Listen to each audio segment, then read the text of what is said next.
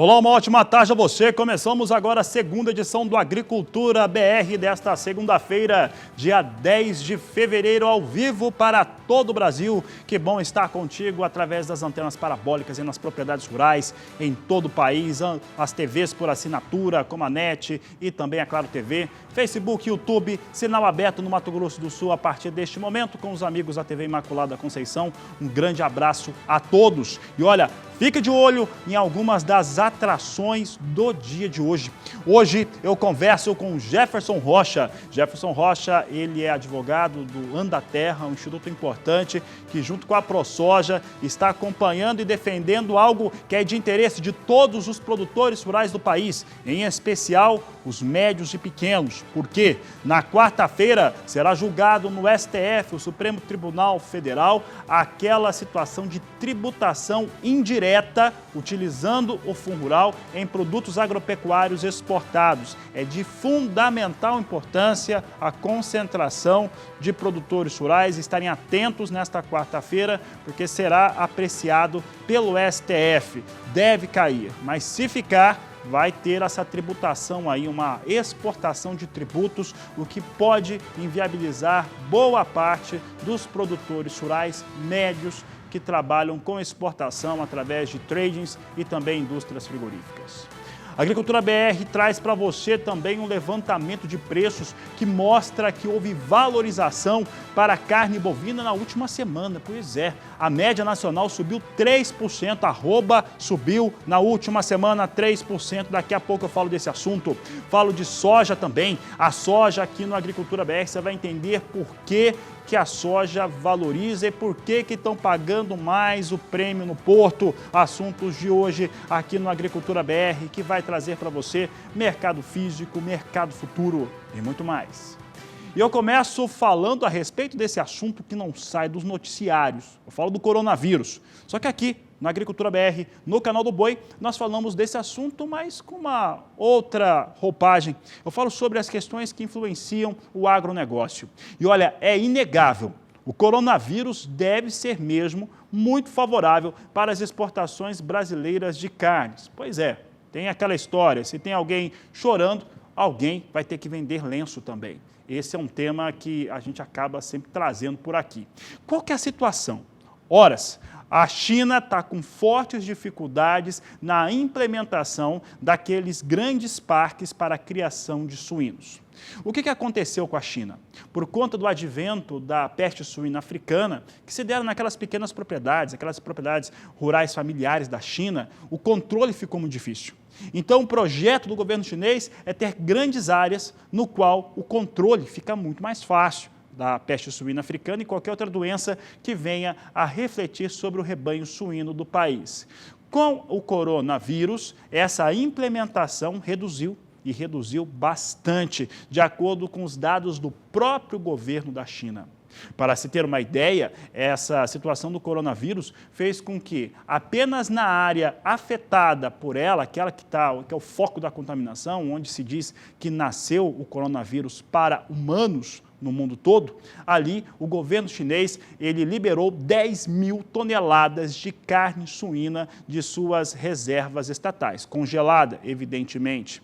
Um outro dado importante é que no ano de 2019, a oferta interna de carne suína dentro do território da China ficou quase 22% menor. Isso fez com que as importações de outras carnes, além da suína, como bovina e de frango, se elevassem bruscamente.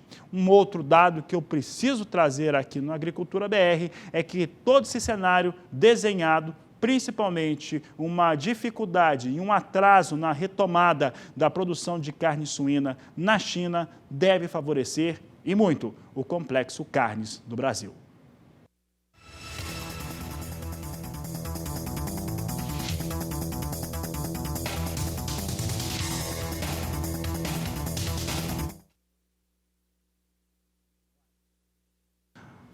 continuo falando de carne, agora eu vou falar da arroba do boi gordo e vou utilizar alguns dados da Scott Consultoria para falar a respeito deste tema. Um deles, que eu começo falando, é a respeito da valorização da arroba do boi gordo do estado de São Paulo. De acordo com a Scott Consultoria, nesta última semana, a valorização chegou a R$ 7,00 por arroba no estado de São Paulo. A situação fez com que, na média nacional, nas praças pesquisadas por Scott Consultoria, a elevação ficasse em 3%, uma alta de 3% no valor da arroba médio no Brasil na última semana. O boi vai se valorizando. A última semana a indústria teve grandes dificuldades para formar suas escalas. O pecuarista não aceitou preços mais baixos e esse é um fator sempre muito positivo. Essa dificuldade de formar escalas, ela se deu durante toda a semana. Na sexta-feira, como é de tradição, não teve grandes assédios da indústria frigorífica, porque durante a semana, além de sexta-feira ser um dia de menor movimentação mesmo, mas sentiu toda a resistência da pecuária produtiva do Brasil em entrega em gado se os preços não melhorassem. E eles melhoraram. Como eu disse, 3% de alta em todo o país. Nós vamos acompanhar agora 3 praças pesquisadas pela Scott Consultoria rapidamente para ilustrar o que eu estou dizendo. Está na tela aqui, pode colocar os números para Araçatuba, estado de São Paulo. Veja que no dia 3 de fevereiro, iniciando a última semana, na última segunda-feira, R$ 190,00 o valor da arroba. Já na quinta-feira do dia 5, quarta-feira do dia 5, alcançava 197. Você viu que o salto de R$ 7,00, ele se deu rápido. Nem colocamos a quinta-feira ali, porque foi 197 também. A semana encerrou a R$ 197,00 o valor da arroba com viés de alta. Tenho mais 2 praças para destacar, para ilustrar isso, agora saindo do estado de São Paulo. Eu coloco aqui Campo Grande, no Mato Grosso do Sul, tradicional praça brasileira. Você vê os preços em elevação também. Dia 3 de fevereiro, o valor da arroba praticado em Campo Grande, a segunda-feira passada, era de R$ 177,50 arroba. No dia 5, R$ 182,00. E no dia 7, sexta-feira, encerrava a semana a R$ 183,00 por arroba. Rapidamente, vamos olhar o Mato Grosso também. Nós temos aqui a praça de Cuiabá, no dia 3, segunda-feira passada, R$ 173,50. Dia 5, R$ 175,50. Encerra a semana a R$ 177,50 o valor da arroba no estado do Mato Grosso, na praça de Cuiabá, comprovando aquilo que falávamos agora com o apoio da Scott Consultoria. Valorização média em todo o Brasil na ordem de 3%. São Paulo, somente o estado de São Paulo, alta de R$ 7,00 por arroba em uma semana.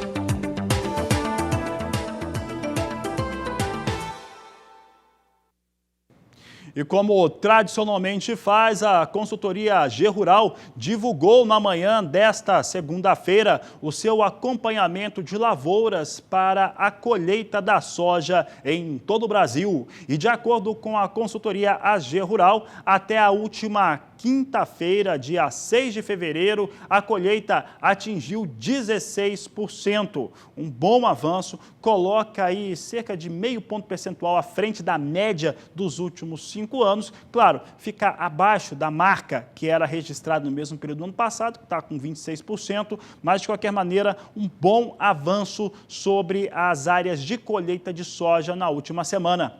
E é o que eu vou mostrar agora aqui para você na Agricultura BR. Pode colocar na tela, nós temos a instrução gráfica que mostra que no ano passado, na data do dia 6 de fevereiro de 2019, estava colhida 26% a área total com soja no país. E agora, na mesma data, até a mesma data do ano de 2020, 16% são os destaques para a colheita da soja e mais do que isso, A AG Rural aproveitou para fazer um comentário importante, ela já vinha reforçando, já no final do mês de janeiro, uma revisão dos seus dados de estimativa de produção de soja no Brasil, já tinha elevado para casa de 123 milhões de toneladas e agora acredita numa produção de soja brasileira nessa campanha 2019-2020 acima de 123 milhões de toneladas. São os números que destaco aqui da AG Rural para a soja no Agricultura BR.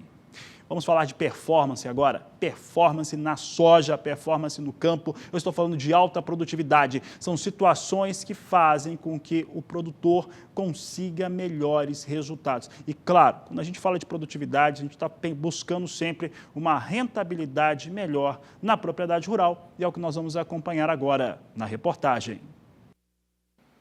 Mato Grosso está em plena colheita da safra de soja 2019-2020.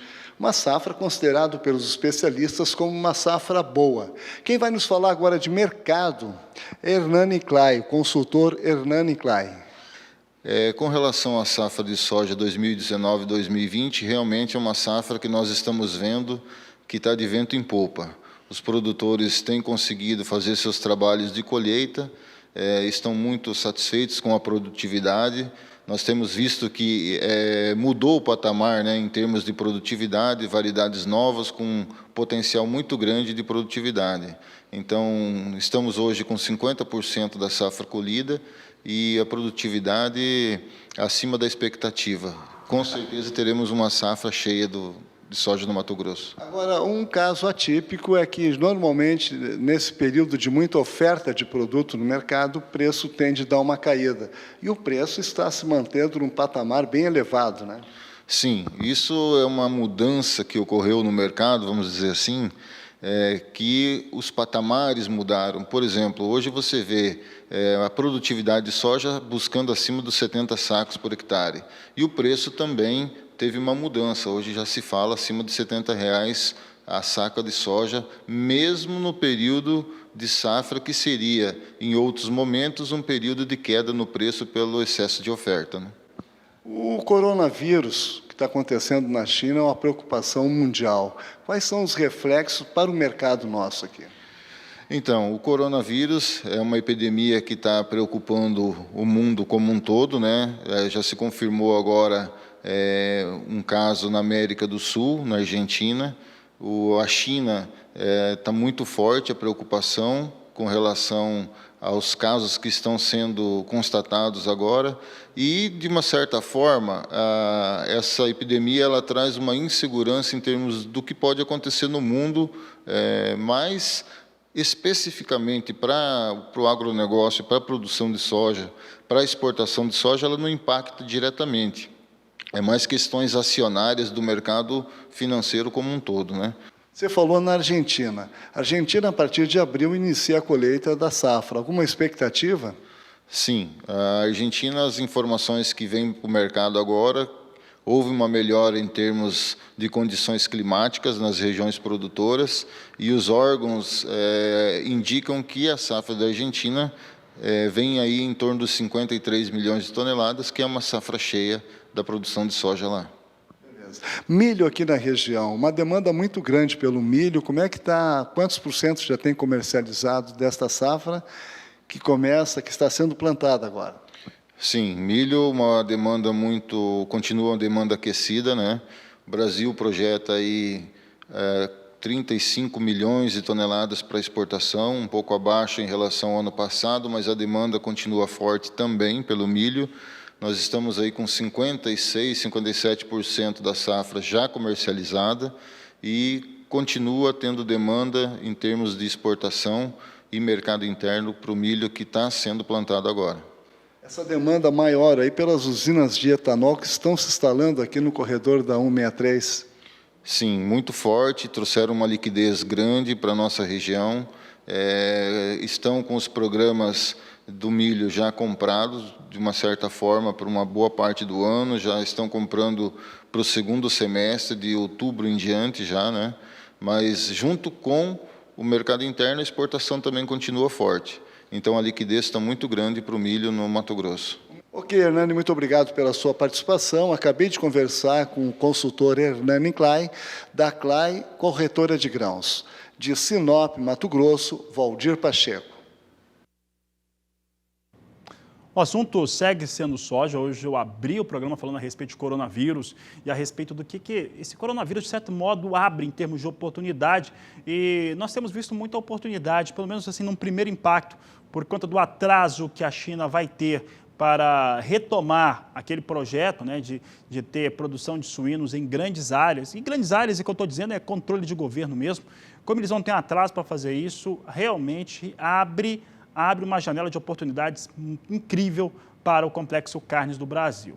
Falando a respeito de grãos, vão ter que engordar esses suínos, vão ter que engordar os bovinos que vão para a China, carne bovina, frango e assim por diante. Então, essas oportunidades continuam existindo. Tanto é que, quando falamos a respeito de exportação brasileira, eu estou falando de navios em quantidades absurdas chegando nos portos brasileiros, com agendamento de chegada, são mais de 90 navios chegando até o final desse mês de março. É muito trabalho e os resultados devem ser muito bons. Isso já está elevando o preço do prêmio. O prêmio na semana passada da soja elevou, continua em elevação. Mas eu falo agora de soja em Chicago, estou falando tudo isso para comentar soja. Por quê? Porque a soja em Chicago tem ali algumas questões que poderiam trazer elevação para ela. Uma é essa queda na tarifa, né, que ainda não é total, cai de 30% para 27,5% da importação chinesa de soja norte-americana, entre outros produtos.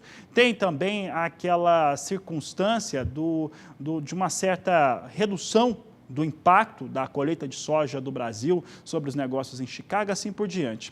Mas vamos dar uma olhada como é que vem soja em Chicago, ver como é que se comporta hoje. Esses fundamentos que eu falei já vêm desde o final da semana passada, mas eles vão refletindo agora na tela. Esse é o fundamento que é interessante. Reflete hoje. Posição de março vem a $8,84 mais 6 o bushel. Maio, $8,97 mais 2. Posição de julho a $9,02 o bushel. Agosto, $9,14 mais 4. São os negócios que eu destaco agora com soja na Bolsa de Chicago. Falo agora a respeito de dólar comercial. Vamos dar uma olhada como é que vem esse fundamento. O dólar, na semana passada, chegou a testar ali acima de 4,33, de acordo com algumas fontes, mostrando um mercado extremamente nervoso e sensível às questões mercadológicas criadas pelos problemas sanitários na China. Vamos dar uma olhada como é que vem o dólar agora. Dólar comercial na tela, pode colocar aqui para nós. Dólar, você vê que continua forte, né? Continua pesado, vem totalmente na estabilidade. O dólar, R$ 4,32 mais 1. Assim vem os negócios com a moeda norte-americana no Brasil. E é sobre dólar, sobre mercado financeiro e como que o mercado reage neste momento. O dólar vem totalmente estável. Mas vamos saber agora como é que está o sentimento do mercado no dia de hoje. Segunda-feira é um dia de apresentação de importantes documentos, né, de levantamentos para a economia internacional e também nacional. Falo agora com Sara Kirchhoff, que está em nossos estúdios em São Paulo, na sede da BBM. Ela já está aqui comigo. Cadê a Sara? Vamos ver a participação da Sara aqui conosco. Acho que não temos. Agora sim eu estou vendo a Sara. Sara agora sim está conosco aqui no estúdio. Sara, mercado financeiro, posicionamento. Estava falando algumas questões aqui que devem pesar no médio prazo favorável a Complexo Carnes, e isso tem muito a ver com a economia, ou a economia também impactada. Como é que estão se comportando os mercados no dia de hoje? Boa tarde, seja bem-vinda. Muito obrigada, Fabiano. Boa tarde para você, boa tarde a todos. Pois é, o dólar bateu um recorde histórico na última sexta-feira, próximo dos R$ 4,32 o dólar comercial, mas sempre ressaltando que é um recorde pontual e que não considera a inflação. Ainda assim, a moeda norte-americana está em patamares nunca antes vistos. Claro que para as exportações isso é extremamente favorável, né, Fabiano? Para outras operações, nem tanto. E o mercado está atribuindo essa valorização da moeda norte-americana, que já ultrapassa os 7% no acumulado de 2020, especialmente ao coronavírus da China, você citou por aí, e também aos juros mais baixos aqui no Brasil. Lembrando que na semana passada, o Comitê de Política Monetária, o Copom, decidiu reduzir mais uma vez a taxa Selic por aqui, que estava em 4,5%, agora está em 4,25% ao ano, em seu menor patamar histórico, portanto, o que deixaria o nosso mercado, o nosso câmbio aqui no Brasil, menos atrativo para investimento. E em relação ao coronavírus na China, já são mais de 900 mortes até agora e cerca de 40 mil pessoas que apresentaram a doença. Isso acabou também refletindo diretamente lá na China, que acabou prorrogando alguns feriados em centros industriais e a impor também severos controles à população em grandes cidades. Isso eleva as preocupações em torno de uma desaceleração na segunda maior economia do mundo, que é a China, e que com certeza pode acabar respingando em outros mercados. Aí, claro, nessas horas, para quem exporta, dependendo do que a gente estiver falando, pode acabar sendo aí uma janela de oportunidade, é isso que o mercado faz, né? Hoje também é um dia importante com a apresentação de balanços por parte de algumas empresas. O mercado está de olho nisso porque tem um reflexo direto no índice Bovespa, principal índice da Bolsa de Valores de São Paulo, que inclusive vem em queda nesta segunda-feira. A queda está abaixo de 1%, 0,80%, e Bovespa acima dos 113 mil pontos, mas mais uma vez mostrando esse movimento de queda.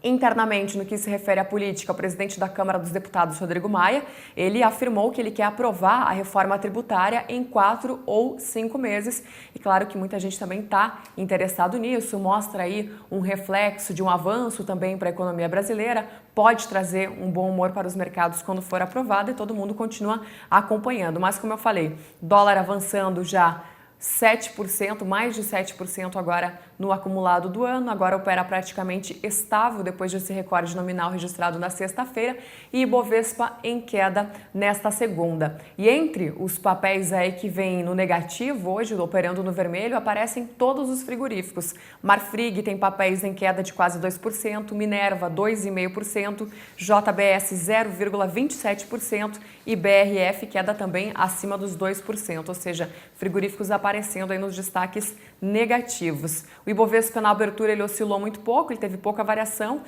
e mostrando alguns sinais de fraqueza também no exterior e agora, como a gente falou, mais uma vez opera para baixo. E em relação ao coronavírus, a agência inglesa Reuters traz hoje a informação de que os economistas estão reduzindo a expectativa para a economia global em relação ao PIB global. E todo mundo fica acompanhando isso, né? A gente está falando, como eu disse, da segunda maior economia do mundo e a gente não sabe ainda onde que isso vai terminar. Existe uma expectativa muito grande em torno de tratamentos e de vacinas, mas por enquanto isso ainda não está no mercado, ainda não está sendo utilizado, então gera, de certa forma, esse estresse aí no mercado financeiro também. E também durante a manhã de hoje, agora voltando a falar aqui do Brasil, os economistas, por meio do relatório Focus, reduziram a expectativa para a inflação esse ano pela sexta vez consecutiva. E daqui a pouquinho eu volto com mais informações aqui de São Paulo para falar das chuvas que estão atingindo aqui a capital paulista e que devem prejudicar também os trabalhos no CEAGESP. Fabiano, é com você. Tá certo, Saura, obrigado pela participação. Até daqui a pouco, informações importantes aí a respeito do que está no mercado. E também, daqui a pouco, vamos falar dessas chuvas e o efeito São Paulo, todo mundo viu, está sabendo disso, chuvas muito intensas e como que isso está atingindo o CEAGESP, toda a operação lá da central do estado de São Paulo. Fala agora a respeito de soja e como é que estão os negócios com a oleaginosa em alguns dos importantes portos do país. Você acompanha comigo, eu já disse que os prêmios estão em alta. Vamos trazer aqui soja, então, negociada. E olha, quando eu falo prêmio em alta, o prêmio vem em alta mesmo, reflete no valor de referência. Portos de Santos e Paranaguá, R$ 87,50 a saca de 60 quilos. Dados muito importantes de negócio com a soja, esses números elevando em plena colheita. Então, em plena colheita, soja sobe na referência dos portos, apuração da Grãos Corretora. Um grande abraço à turma da Grãos que fornece as cotações aqui diariamente no Agricultura BR. E nesta próxima quarta-feira, dia 12 de fevereiro, há uma importante decisão que vai ser analisada, julgada no Supremo Tribunal Federal Brasileiro. Para falar a respeito dessa situação, que tem todo o interesse da produção rural do Brasil, eu converso com Jefferson Rocha, do Andaterra, que explica um pouco melhor o que está acontecendo em Brasília e por que as expectativas são muito boas. Jefferson, obrigado por participar mais uma vez aqui no Canal do Boi. Esta próxima quarta-feira deve ser marcada pela confirmação de uma notícia muito positiva para o setor rural brasileiro. É isso mesmo? Boa tarde. Boa tarde, Fabiano. Muito boa tarde a todos os telespectadores do Canal do Boi. E assim nós esperamos, né? Esta tese jurídica, Fabiano, é defendida por várias entidades de classe, inclusive a Andaterra, desde 2007, no nosso caso, e é uma tese muito simples. Nós temos hoje um preceito constitucional, Fabiano, no artigo 149, que é uma forma de proteger todos os contribuintes em relação às exportações. A Constituição da República, nesse dispositivo, ela prevê uma imunidade tributária nas contribuições sociais quando estas receitas decorrem de exportação. E a interpretação que o fisco faz é um pouco diferente da interpretação que nós, produtores e os contribuintes em geral, fazem de uma modalidade de venda ao exterior chamada exportação indireta. Essa modalidade é muito recorrente no nosso meio, enquanto produtores rurais, porque, sobretudo, os pequenos e médios, Fabiano, ele não consegue acessar o mercado externo senão através de uma empresa comercial exportadora. Porque o pequeno e o médio produtor não tem escala para vender direto lá no exterior e precisa desta ajuda, vamos dizer assim, para poder acessar o mercado externo. Então, quando você vende a soja, quando você vende o boi vivo no exterior, quando você vende café, enfim, várias commodities aí que são comercializadas através dessas traders, a comercialização que se dá lá na última ponta, mas vamos dizer, essa triangulação, esta remessa do produto à trader, né, a comercial exportadora, ela vem sendo tributada pelo fisco. A Receita Federal, ela entende, através de uma instrução normativa, a 971 de 2009, que esta venda para a Trade Company é uma comercialização interna e passa a tributar, passa a exigir o recolhimento do fundo rural. No entendimento do contribuinte, no entendimento dos produtores, esta venda para trader, ela se equipara à venda direta ao exterior. Na prática, então, toda a comercialização de soja, por exemplo, que nós fizemos a Bunge, a Cargill, a ADM, né? Cerca de 80% dessa comercialização que foi destinada ao exterior, ela deveria ser imune ao recolhimento do fundo rural, da contribuição social rural. No caso, se o Supremo confirmar a tese do contribuinte, confirmar a inconstitucionalidade dessa instrução normativa 971/2009, nós, produtores, estaremos desonerados do recolhimento do fundo rural quando vendermos a nossa produção para traders com a finalidade específica de exportação. Isso tem um impacto enorme para a nossa cadeia do agro, um impacto muito positivo, né? E nós esperamos, evidentemente, aguardamos aí ansiosos que o Supremo confirme aí a tendência de julgar inconstitucional essa instrução normativa e reconhecer a imunidade tributária a todos os produtores rurais brasileiros. Jefferson, um dos ministros, o relator, ele já se posicionou, né, contra essa instrução normativa. E, pelo que se sabe, outros ministros também devem seguir essa linha. São necessários 5 votos para que para que não se aprove essa instrução normativa que foi imposta à exportação de produtos agropecuários brasileiros? Isso mesmo, Fabiano, porque esse julgamento desse lead case, desse caso em repercussão geral, ele já havia sido iniciado no plenário virtual do STF. E lá no plenário virtual nós já sabíamos o voto do relator, o ministro Luiz Edson Fachin. Paralelamente a esse lead case, existe uma ação direta de inconstitucionalidade com o mesmo objeto, né? Nesta ação direta, o relator é o ministro Alexandre de Moraes. E também lá no plenário virtual teve início o julgamento com a proclamação do voto do relator Alexandre de Moraes. Então, o ministro Luiz Edson Fachin e Alexandre de Moraes já votaram no plenário virtual favoravelmente à tese do produtor rural pela inconstitucionalidade da instrução normativa e pela imunidade tributária nas exportações indiretas. Então, nós sabemos, vamos dizer assim, o voto desses dois ministros. No entanto, né, como houve um pedido de destaque pelo ministro Luiz Fux, o julgamento se inicia do zero, né? Esses votos não são aproveitados. Eles, é claro, votaram aí no final do ano passado, a tendência é que mantenham o mesmo posicionamento. Então, nós já sairíamos de 2 votos. Na atual composição do STF hoje, Fabiano, nós temos 2 peculiaridades.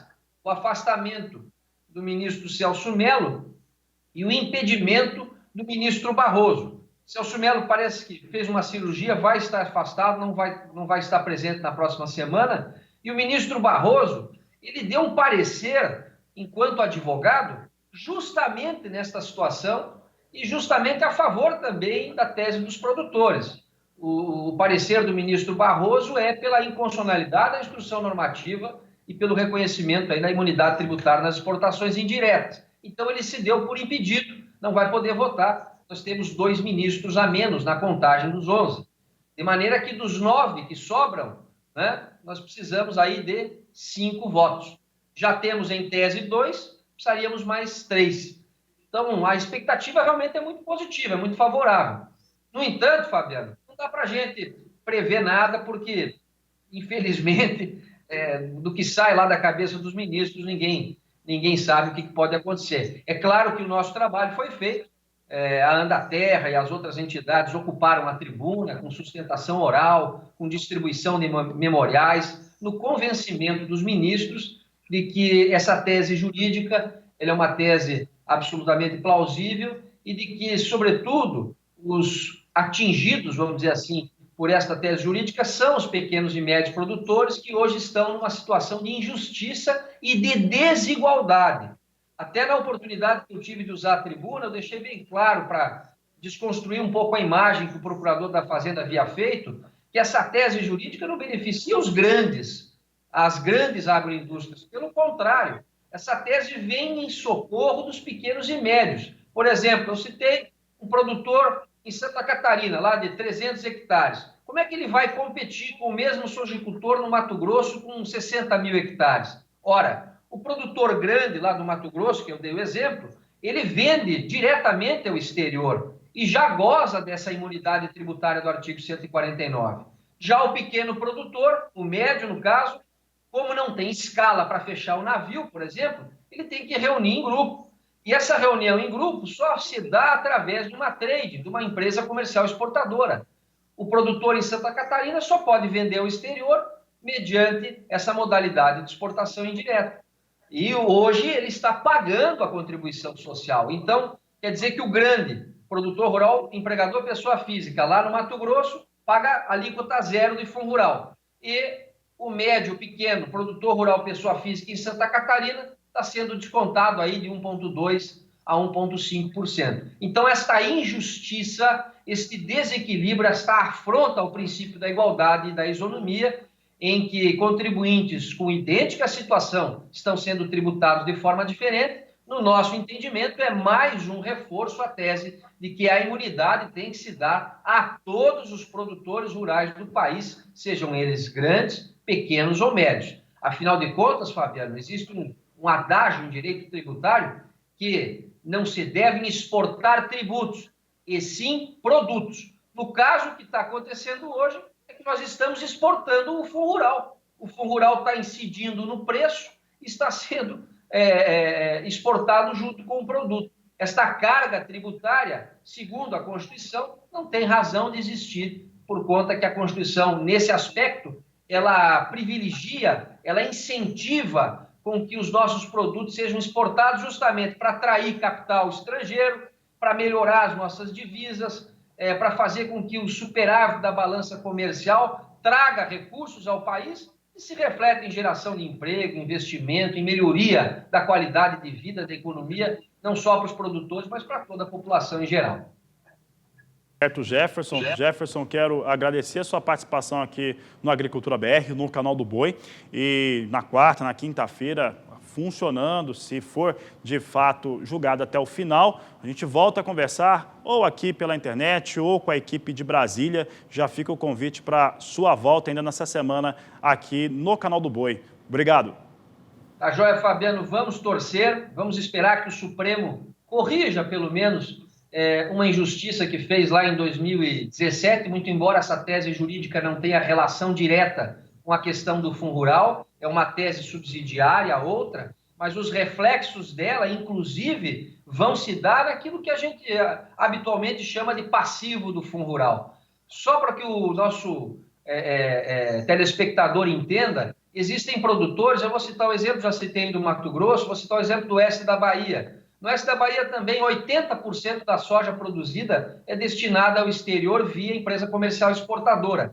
Caso essa tese jurídica prevaleça a favor do produtor pela inconstitucionalidade da instrução normativa, nós vamos eliminar nesta semana, ou podemos eliminar nessa semana, 80% do problema do chamado passivo do Fundo Rural. Então, ela é muito importante, não só para a questão em si, né, para a exportação indireta, mas também em relação àquilo que a gente está lutando aí desde 2017 pela reversão dessa injustiça que foi o Fundo Rural na vida de vários produtores rurais brasileiros. Então, convido a todos aí a assistirem o julgamento e a torcerem aí para que a justiça, neste caso, prevaleça e a Constituição da República seja observada e a imunidade tributária valha não só para os grandes, mas sobretudo para os pequenos e médios produtores rurais brasileiros. Obrigado, Fabiano. Se Deus quiser, quarta-feira voltamos a falar aí com uma notícia positiva. Um abraço a todos.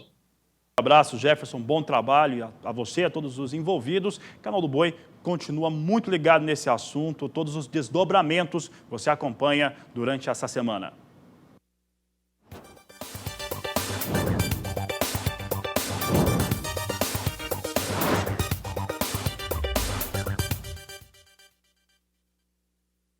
Um assunto extremamente sério, nossa equipe em Brasília vai estar acompanhando julgamento do STF a respeito do que pode acontecer com essa tributação cobrada de maneira indireta.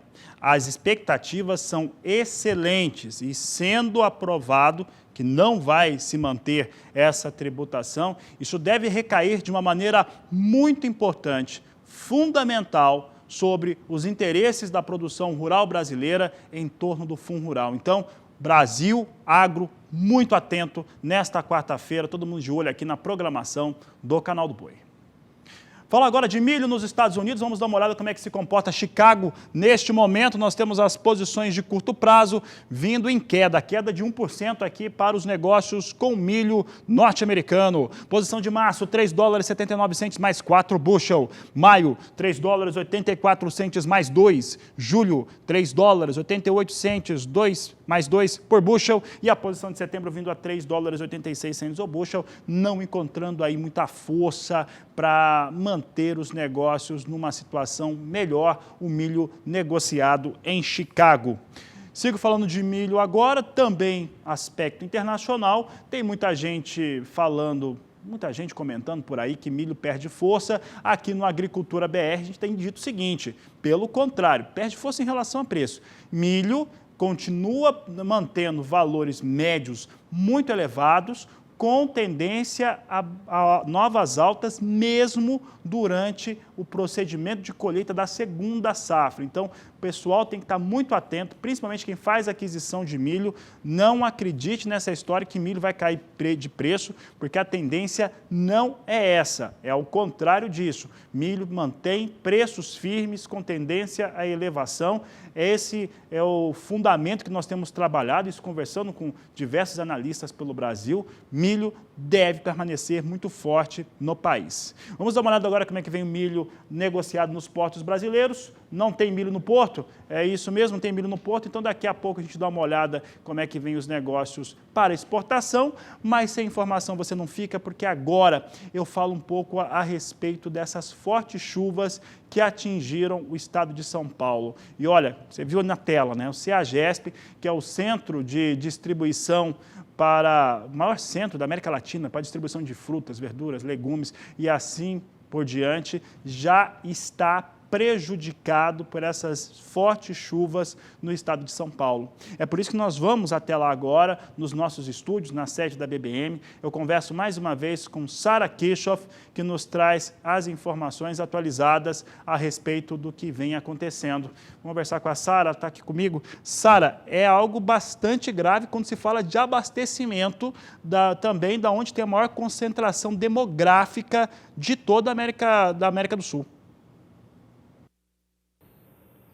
Com certeza, Fabiano, não há dúvidas. A semana começou bem tumultuada aqui em São Paulo. Uma chuva que começou ontem, no meio do domingo, no meio da tarde de domingo, e segue sem parar. Existe uma estimativa aí de que tenha chovido 50% da média para o mês inteiro de fevereiro em 3 horas durante essa madrugada de domingo para segunda-feira. E claro que todos os setores acabam sendo impactados, né? E hoje, então, a Companhia de Entrepostos e Armazéns Gerais aqui de São Paulo, CEAGESP, paralisou as atividades, pediu para que os funcionários ficassem em casa e muitas outras empresas aqui de São Paulo, da cidade de São Paulo, estão fazendo a mesma coisa, pedindo para o pessoal ficar em casa e não sair de casa. Todos estão sendo muito claros, porque a situação realmente é muito preocupante. A gente tem marginais aí embaixo d'água, as ruas no entorno da CEAGESP também estão alagadas, tem carro embaixo d'água, a água já está batendo na metade da altura dos caminhões que se encontram por lá, então todo mundo está bastante preocupado aqui. O momento, sem dúvida nenhuma, é de alerta.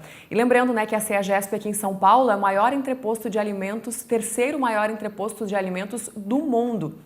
Então tem uma importância realmente muito grande. Inclusive também o rodízio de carros foi suspenso hoje aqui na cidade de São Paulo em função dessas chuvas. O Rio Tietê transbordou, a situação por aqui realmente é muito preocupante. O Sindicato do Comércio Atacadista de Hortifruti Grangeiros e Pescados disse que, felizmente, né, por sorte, esse dia, né, essa virada de semana, de domingo para segunda-feira, é um dia de reposição de estoques e por isso os armazéns estavam praticamente vazios na CEAGESP, mas eles também dizem que com certeza haverá perdas, mas parte delas, né, parte dessa mercadoria ainda está em cima dos caminhões. De acordo com o sindicato, não é possível nesse momento ainda contabilizar prejuízos e perdas financeiras, mas a estimativa da CEAGESP e também do sindicato é que 10 mil toneladas de mercadorias sejam comercializadas todos os dias no entreposto aqui de São Paulo, como você falou, realmente um entreposto muito importante. A gente fica de olho atualizando, claro,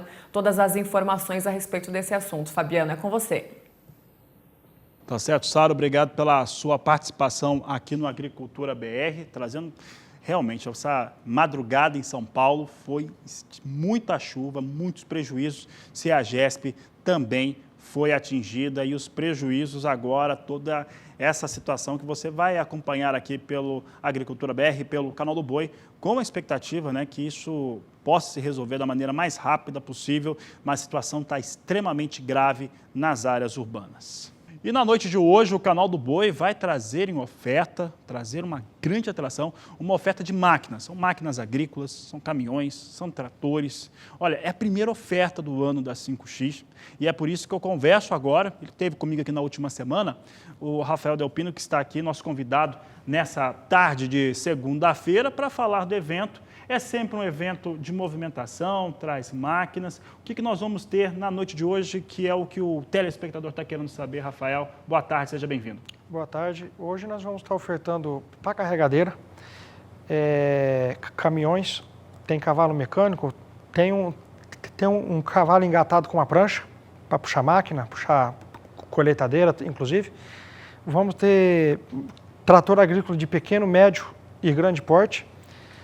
Vamos ter escavadeira hidráulica, pá carregadeira, trator de esteira de tamanho de médio e grande porte, mini carregadeira. Vamos ter bastante implemento. Vamos ter... Tem quantos lotes à disposição? Vamos ter hoje? 35 lotes. São todos individuais? Todos individuais. Tá certo, Rafael. Rafael, nós estamos ocupando alguns dos lotes que estão à disposição. Eles estão em 2 localidades diferentes, né? Os lotes que vão estar à disposição na noite de hoje. Vamos ter no interior de São Paulo e vamos ter no interior de Mato Grosso do Sul. Tá certo.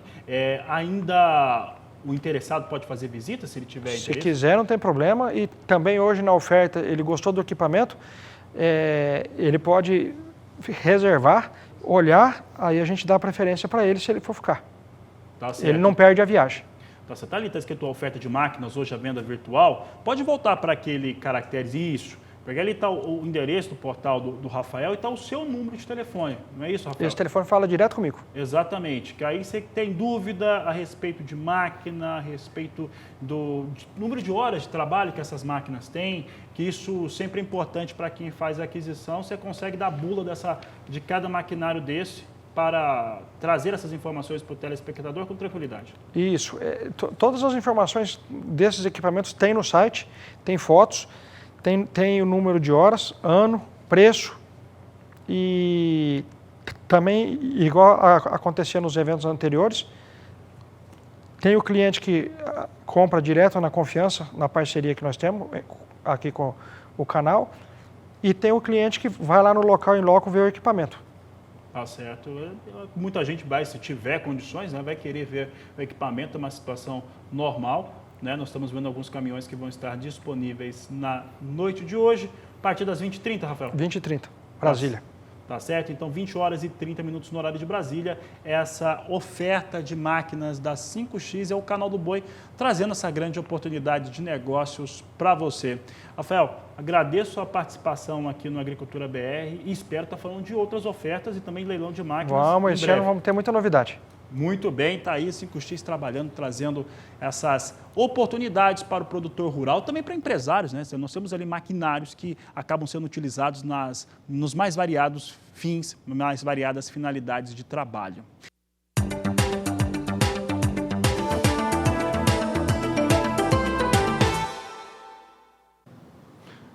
Eu falo agora a respeito do mercado do café.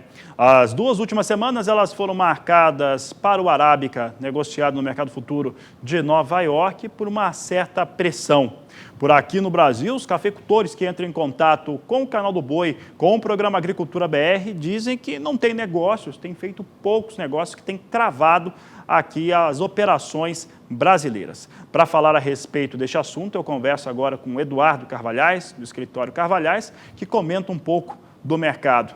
Carvalhais, obrigado por mais uma participação aqui no Agricultura BR e, de fato, nós tivemos esse mercado sentindo um pouco mais e aqui no Brasil o produtor, o cafeicultor não aceitando muito a pressão negativa, entregar a saca de café por um preço mais baixo. Qual que é a sua expectativa para esta semana? Boa tarde. Boa tarde. Olha, nós tivemos uma série de problemas muito grandes nesse início de ano para o café. Primeiro, uma coisa que não é problema, foram boas as chuvas sobre os cafezais do Brasil, e isso significa que a produção para esse ano de 2020 está salva. Só que lá fora eles aproveitam isso para pressionar os preços, dizendo que a safra do Brasil vai ser muito grande. Não, a safra vai ser dentro da previsão que a Conab já tinha para ela. O grande problema seria se não chovesse. Se não chovesse, se nós tivéssemos um janeiro e um fevereiro seco, a safra cairia muito e nós teríamos problema para fornecer todo o café que o comércio fora do Brasil pede. Nós estamos fornecendo 40 milhões de sacas agora por ano e mais para abastecer o consumo interno, que já está em 21, 22 milhões de sacas. Ou seja, o Brasil precisa hoje de produções médias de 61 a 62 milhões de sacas justas ali, né? Sempre é preciso um pouco mais para poder abastecer nesse volume aí. E a nossa safra desse ano, se for muito boa, se der certo com essa chuva toda, vai ficar nisso aí, segundo a Conab. Só que há estimativas, tanto de um exportador brasileiro como de traders lá fora, falando que a safra vai ser maior ainda. Esse é um jogo que existe no curto prazo. Juntou isso também com esse problema do coronavírus, que falam que as commodities todas estão caindo baseado nisso, e está aí o cenário para derrubar o preço em Nova York. Aqui no mercado físico brasileiro, ele é comprador, os exportadores, os torradores querem comprar café, eles precisam de café. Só que eles olham, pegam o preço de Nova York, essa queda que teve, e repassam para o preço no físico. E aí o produtor se recusa, com razão, na minha opinião, a vender nessas novas bases. É isso que tem travado o mercado. O mercado não é comprador, mas eles querem comprar num preço que o vendedor, a grande parte dos produtores, se recusam a vender. Todo dia sai um pouco de negócio, mas num volume muito pequeno do tamanho do mercado do Brasil, que é o maior produtor, o maior exportador e o segundo consumidor do mundo. As chuvas em Minas, elas foram determinantes para várias previsões agora para esse ano de 2020. Primeiramente é que está se usando isso também para especular que a safra do Brasil pode ser ainda mais cheia. Já para os produtores, alguns cafeicultores enviaram imagens, fotos de alguns armazéns que foram invadidos por água e isso fez com que se perdesse qualidade em parte de café estocado em algumas regiões de Minas. Como é que está sendo equacionado esse fator de chuva em Minas?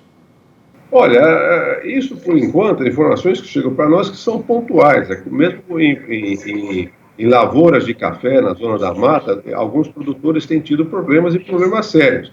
Então, por enquanto, quando você tem um armazém desse invadido, é um drama muito grande para o pessoal que tem café naquele armazém. E quando você tem também a sua propriedade de café com chuvas muito acima do normal e afetando os seus pés de café também, é como o granizo, né? Quando você tem uma chuva de pedras, quem atingiu, o drama é seríssimo, né? Mas, como todo no Brasil, não chega a afetar. Por enquanto, as informações que chegam aqui para nós é que ainda são problemas pontuais de excesso de chuva. Mas, com isso, eu não quero desmerecer o problema de quem sofreu isso, né? Porque, para ele, o problema é total, ele perde tudo. Mas, como o Brasil é um país de dimensões continentais, isso ainda não está afetando. O problema que nós temos é esse, baixar as ofertas e há uma diferença entre o que o cafeicultor pretende pelo lote que quer vender de R$40 a R$50 em relação à oferta que ele recebe do comprador. É isso que tem travado o mercado.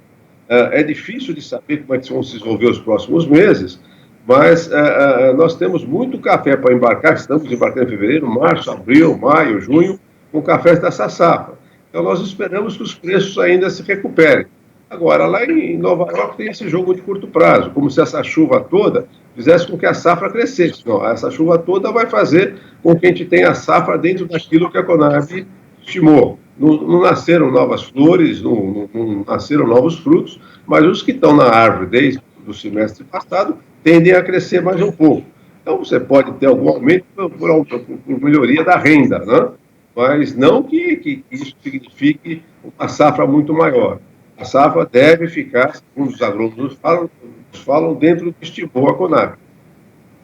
Tá certo, Carvalhais. Eu agradeço sua participação aqui no Agricultura BR, no Canal do Boi. Obrigado. Boa tarde para vocês.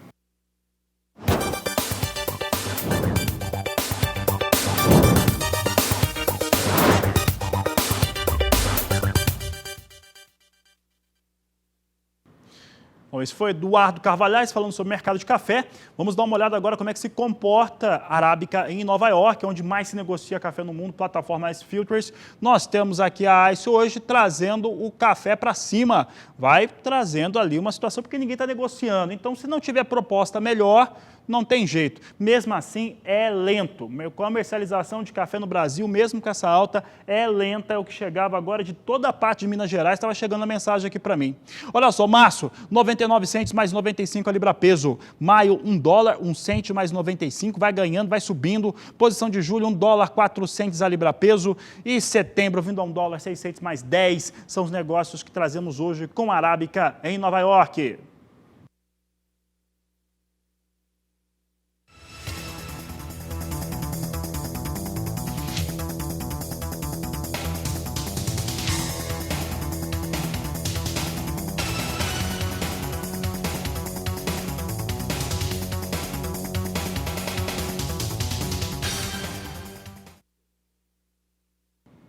Sigo falando de café, agora vamos trazer em destaque o mercado futuro do café robusta negociado na Bolsa de Londres. Lá se negocia em dólar e tonelada.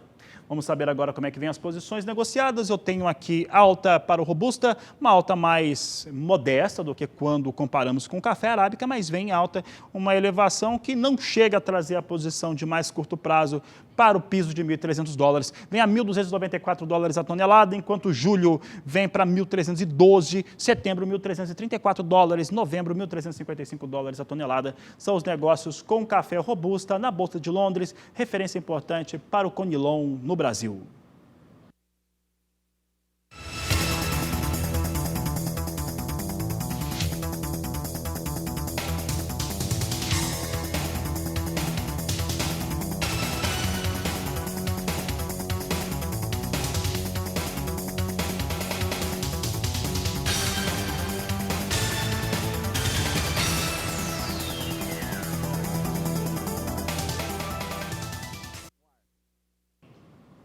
E olha, hoje é comemorado o Dia Mundial de um produto que está na mesa praticamente que diariamente do brasileiro. Sabe o que eu estou falando? Do feijão. Hoje é o Dia Mundial do Feijão, 10 de fevereiro, uma data importante. Esse é um produto que aqui no Brasil ele é mais do que um alimento, ele faz parte da cultura nacional e hoje é comemorado esse dia importante. Para falar a respeito da data, mas principalmente do mercado e a produção brasileira, Sara Kirchhoff recebeu nos nossos estúdios, na sede da BBM em São Paulo, o representante do Instituto Brasileiro de Feijão e Pulses, que falou a respeito destes temas. Confira. Marcelo Líderes, mais uma vez, seja muito bem-vindo aqui ao canal do Boi, sempre muito bom te receber aqui. Muito bom também, muito prazer de estar aqui. Prazer é nosso. 10 de fevereiro, então, Dia Mundial, Dia Internacional do Feijão. Motivos a comemorar? Se veja só que dia importante, né? É um dia mundial. Realmente a gente tem que comemorar no Brasil. Comemorado que nós temos tido uma disponibilidade maior de feijões, agora com uma diversificação maior. Então, nossos produtores têm alternativas nesse mercado. Batemos um novo recorde o ano passado, 165 mil toneladas exportadas para 80 países, de cerca de 10 variedades diferentes. Todo ano tem aparecido uma nova... Aparecido não, fruto da competência, né, das instituições de pesquisa. Tem sido lançadas novas variedades. Inclusive, a Embrapa acabou de lançar uma nova variedade de feijão no show rural, né? Exatamente. E essa variedade tem um mercado muito interessante também, tanto na América Central quanto alguma coisa na Europa. Então, são variedades que atendem o nosso consumidor. Nosso consumidor gosta de diversificar. Isso está claro já, né? O brasileiro gosta de feijão, não somente de um tipo de feijão. Então, atendemos aí a demanda e a necessidade do nosso consumidor e os excedentes, né, acabam abrindo aí uma alternativa importantíssima para o nosso mercado, para a nossa balança comercial, que é a exportação de feijões e de colheitas especiais, como o gergelim, também está ganhando mercado mundo afora.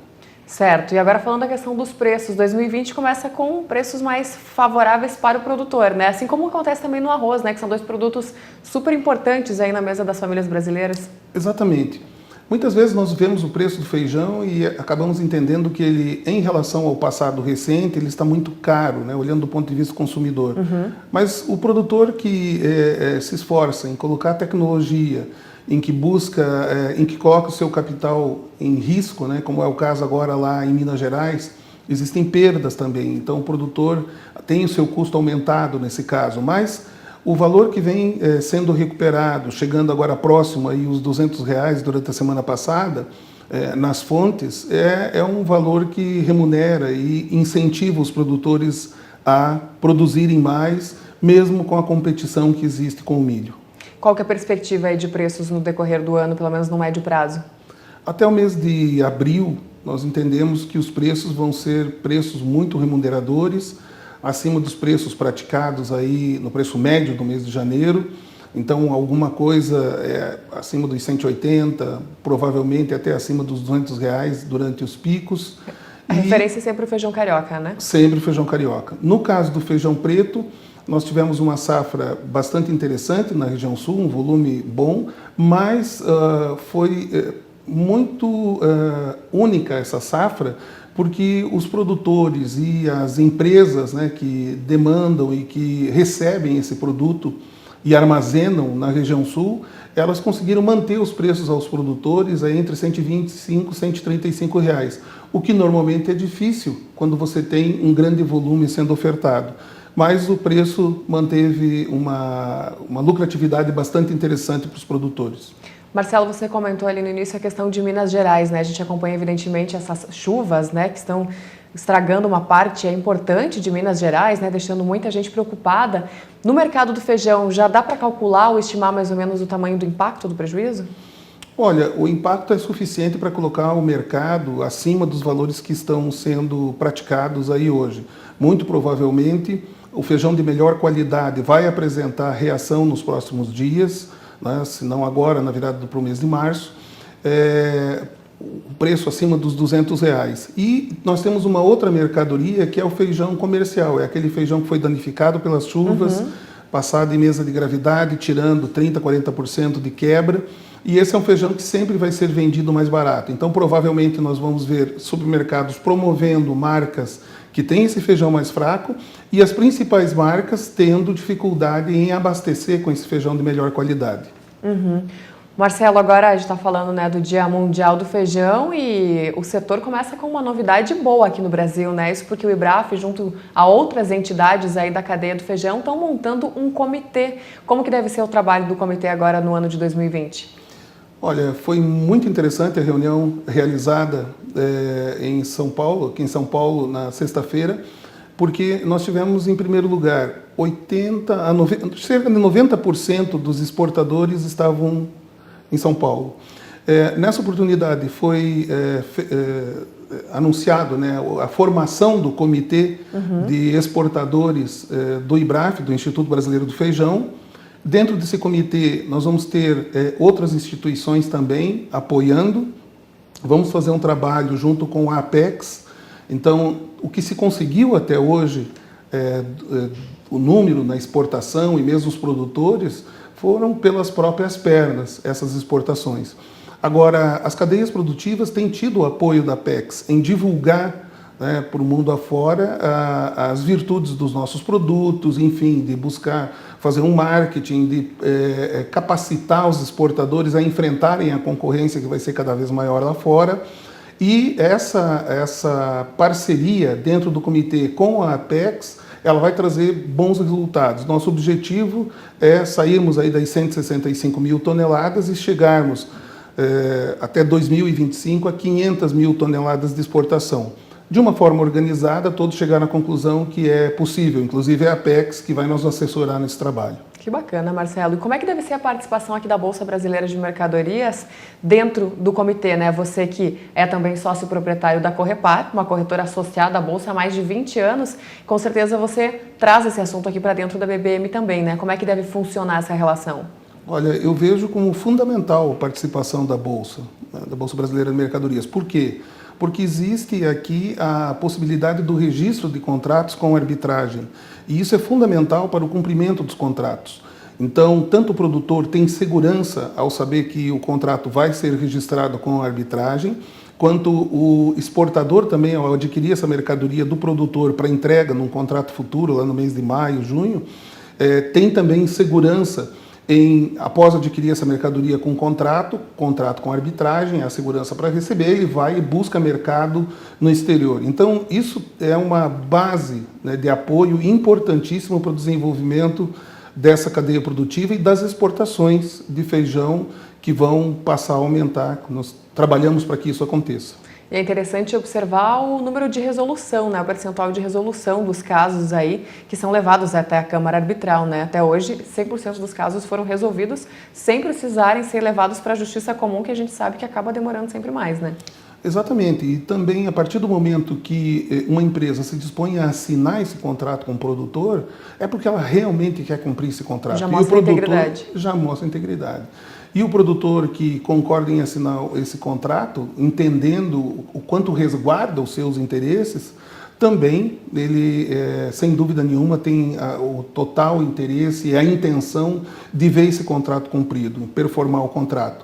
Então, por isso que eu comento, e nós fizemos questão de fazer essa reunião na Bolsa Brasileira de Mercadorias, porque ela se insere nesse contexto cada vez mais. Perfeito, Marcelo. Mais uma vez, obrigada pela sua participação aqui conosco. Sempre um prazer. um bom dia 10 de fevereiro, um bom dia mundial de feijão. Com prato cheio de feijão. Sim, prato cheio de feijão e hashtag para tudo que é lado.